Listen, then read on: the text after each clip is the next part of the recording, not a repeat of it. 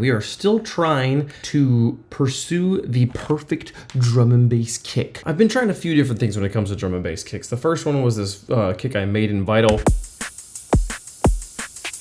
I followed a Neurofunk drum and bass tutorial to make that, and then realized Neurofunk's not at all the style of drum and bass I'm going for. I want my drums to sound like Metric's drums. So then I found a wonderful video of Metric walking through his own tracks and showing me exactly the kick drums he uses. And you can literally see here the kick drum he's got. And Dawnbreaker, I'm fairly sure. You can hear it.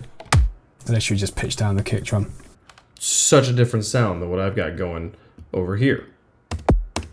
Not at all the same type of kick drum. So today I sat down and tried to make that type of kick drum. The kick he had sounded much more real. It didn't sound like a digitally generated drum. It sounded like a real drum. So I tried to make a drum. I took the Logic Liverpool kit, or I guess it was actually probably the Slow Jam kit here by the end. I took their drum kit manager. No, it was the Liverpool kit. I gained it up a little bit and I added some overdrive and some noise gate to it. Ultimately it sounded like this, which is closer to what he's got going on, but it's still not quite this.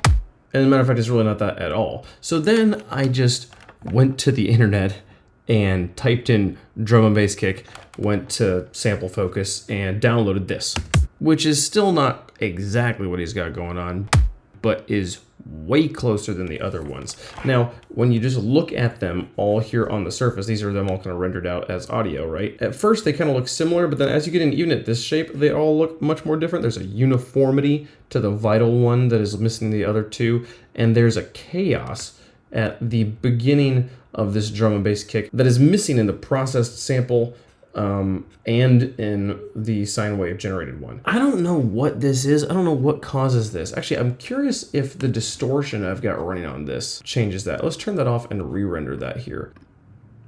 Okay, so without distortion, it does look a little bit different. It's mainly just that it doesn't have the tops chopped off. It doesn't have this like limited look. It's still basically the same. So yeah, I don't know how you make this.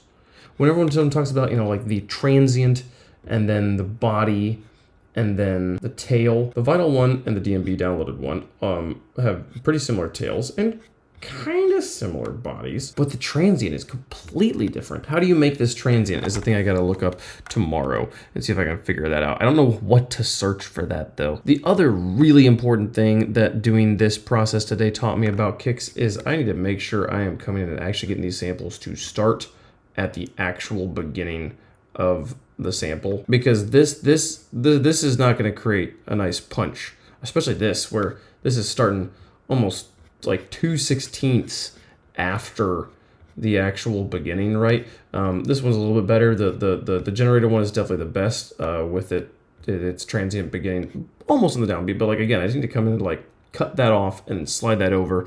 And this is the advantages of working with audio over MIDI. It's really easy to see in this situation that the note the MIDI was generating is not actually on the downbeat, which will definitely help tighten things up. So we're still in the process of pursuing what a drum and bass kick sounds like, and not even to mention what drum and bass snares sound like. But if you listen to this kick with the little groove you got,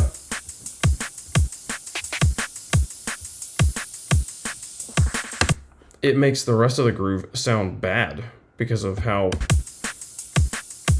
I think, authentically drum and bass that kick is. So I don't know. I don't want to just be downloading kicks. I want to know why I'm downloading, what kicks I'm downloading, and how to make them sound that way. So we'll keep learning with that. Quick episode here today. But I think we're still learning things. We're learning things, growing little bit by little bit every day. Thanks so much for watching. See you guys tomorrow.